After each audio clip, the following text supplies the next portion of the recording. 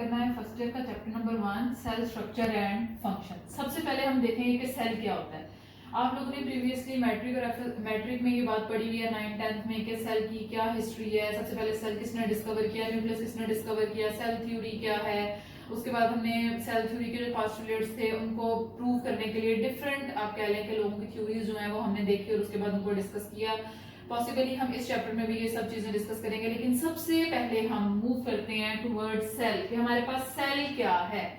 ये हम सब जानते हैं कि सेल जो है वो स्ट्रक्चरल और फंक्शनल यूनिट है। सेल जो है हमारे पास स्ट्रक्चरल और फंक्शनल यूनिट है किस चीज का, लाइफ का। अब यहाँ एक और क्वेश्चन अराइज होता है, व्हाट इज लाइफ, लाइफ क्या है। बहुत से साइंटिस्ट ने बहुत दफा कोशिश की कि देखा जाए कि लाइफ क्या है, लेकिन लाइफ को प्रॉपर्ली डिफाइन नहीं किया जा सका। लाइफ को कहा गया कि ये कैरेक्टरिस्टिक्स है, ये कैरेक्टरिस्टिक है लाइफ जो है, उसके अंदर क्या क्या कैरेक्टरिस्टिक होगी लाइफ की, जैसे कि वो यूकैरियोटिक भी हो सकती है, प्रोकैरियोट भी हो सकते हैं, यानी कि लाइफ की कैरेक्टरिस्टिक्स बताई गई जिसकी बेस के ऊपर हम क्या कहते हैं कि हम इस चीज को लाइफ कह सकते हैं। लेकिन स्टिल नाउ हम अभी तक ये नहीं बता सके कि लाइफ बेसिकली है क्या। हमने लाइफ को डिफाइन करने की कोशिश की है, और कोशिश क्या है, प्रोकैरियोट्स क्या हैं, प्रोकैरियोट्स,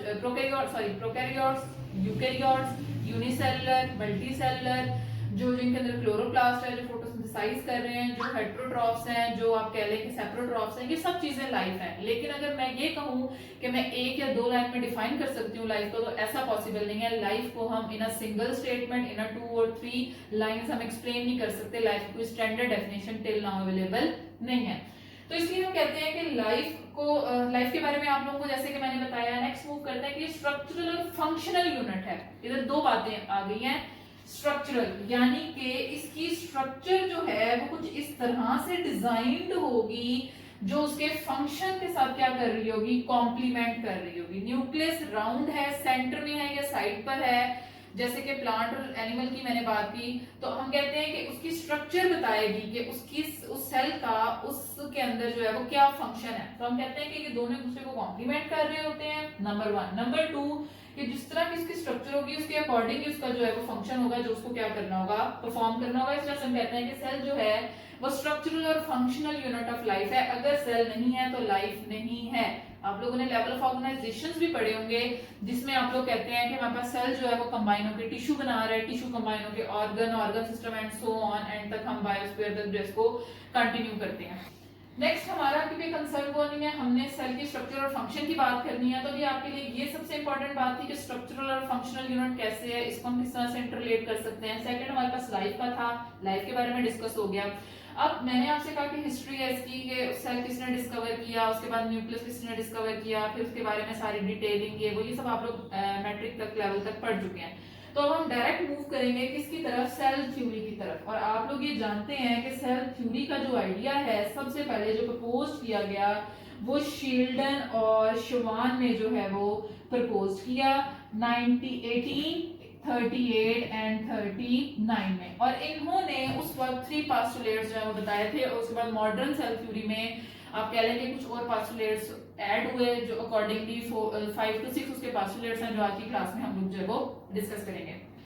सबसे पहला पोस्टुलेट तो यही हो गया कि सेल जो है वो स्ट्रक्चरल और फंक्शनल यूनिट है लाइफ का। सबसे पहला पोस्टुलेट सेल थ्योरी का ही हो गया। नेक्स्ट हमारे पास जो पोस्टुलेट है जो आप ऑलरेडी जिसके बारे में जानते हैं कि जो हमारे पास सेल है वो 1 और मोर सेल से जो है वो कॉम्प्राइज होता है। जो भी लिविंग ऑर्गेनिज्म है वो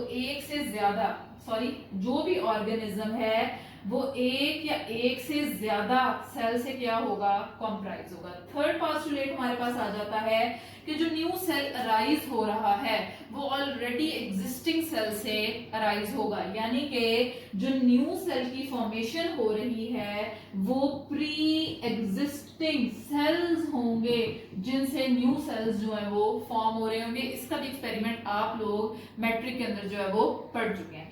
उसके बाद वो क्या कहता है कि हमारे पास सेल डिवीजन एक प्रोसेस है जिसके थ्रू सेल जो है वो क्या है, डिवाइड हो रहा है इनटू द डॉटर सेल्स।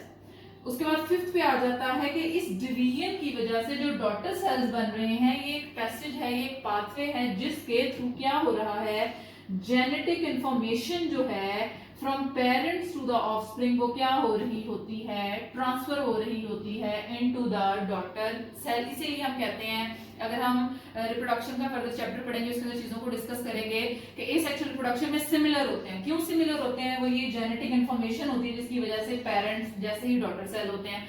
अगर हम सेक्सुअल की बात करेंगे तो उसमें हम ये देखेंगे कि पेरेंट की तरह भी डॉटर सेल होते हैं, लेकिन with certain variability, with certain आप कह लें डिफरेंसेस जो कि बेटर होते हैं फॉर द रिक्वायर्ड एनवायरनमेंट के।